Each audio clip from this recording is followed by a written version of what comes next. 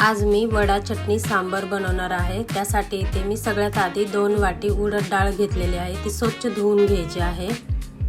2-3 पाण्याने स्वच्छ धुवायची। त्यानंतर इथे मी रात्रभर भिजत घातलेले आहे।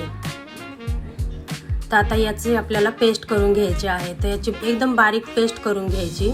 तर बघू शकता तुम्ही इतकी बारीक केली। त्यानंतर इथे मी थोडंसं मीठ टाकलेलं आहे। तर आपल्याला हे पीठ आहे ना पूर्णपणे एकदम फेटून घ्यायचं आहे।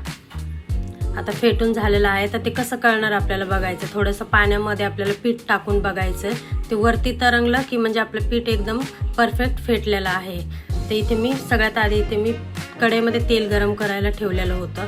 थोडंसं पीठ हातात घेऊन मध्ये एकदम होल करून तेलामध्ये असे सोडून द्यायचे आहे सगळे वडे। स्लो गॅसवरतीच आपल्याला सगळे वडे तळून घ्यायचे आहेत। तर बघू शकता तुम्ही इथे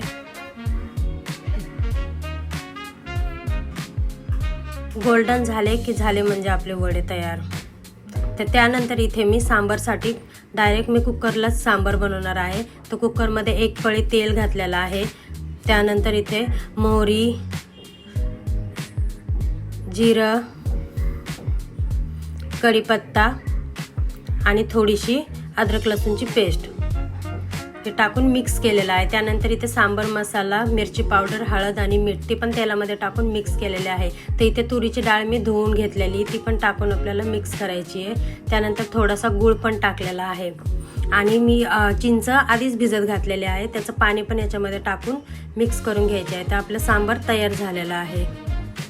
तर इथे आता मी नारळाच्या चटणीसाठी इथे नारळ, कोथिंबीर, मिरची आणि थोडंसं अद्रक घेतलेलं आहे। ते पण आपल्याला वाटून घ्यायचं आहे पाणी टाकून। त्यानंतर इथे मी तडक्यासाठी मोहरी, कढीपत्ता आणि सुकी लाल मिरची याचा तडका मी नारळाच्या चटणीला दिलेला आहे।